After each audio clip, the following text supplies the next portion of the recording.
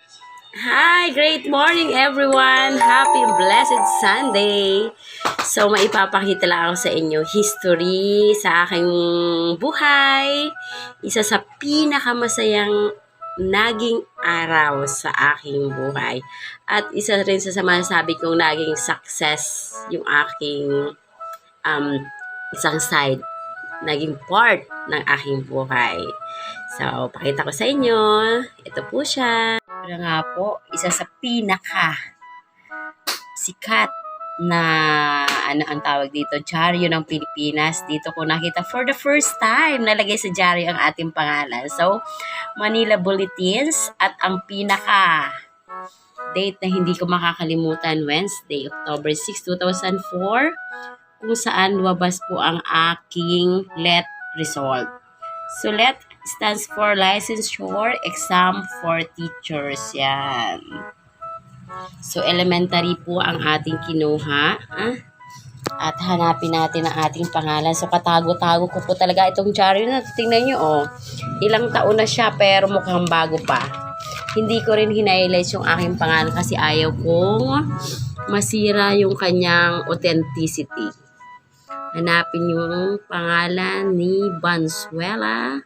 Ayan po. So, kung hindi nyo po na ipagtatanong, ayan. Ang pangalan ko po nung ako'y dalaga pa ay, ayan, nasaan ba yun? Hanapin natin.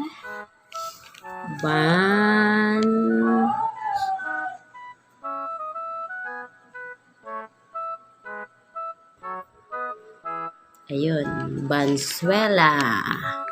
Ayan po ang ating pangalan. Yan.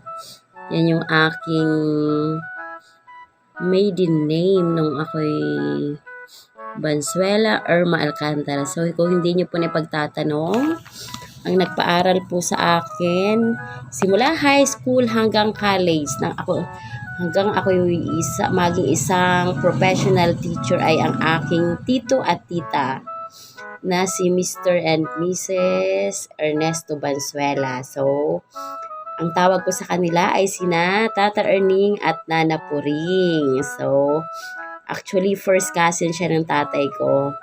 So, sobrang hirap namin during the time. Hala, naiiyak ako. So, sila nagpaaral sa akin.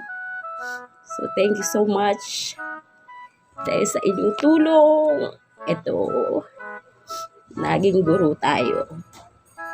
At least, hindi ko naranasan yung kasing hirap ng bata ako. So, thank you so much sa inyong lahat. Hala, iiyak. Great morning nga, diba? Ba't naiiyakan? So, anyway, thank you so much sa inyo. Thank you so much. Great morning. Gusto ko lang i-share yung aking naging journey when I was in high school hanggang sa Mayingguro. So, ngayon, ako na ay 15 years. Magpi-15 years na po ako in service kasi hindi naman ako nagturo kaagad-agad nung ako'y mag-graduate. Nag-explore muna ako ng ibang work.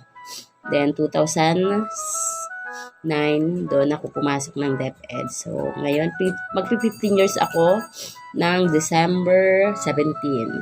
So, thank you so much. Great morning. So, kung tayo mga hikao sa buhay, talagang naniniwala ako na may anghel na tutulong sa atin. So, naging anghel ko during the time, ang aking tito at tita. Thank you so much. Thank you so much. Ano ba yan? Thank you so much, Nana Puring and Tata Erning.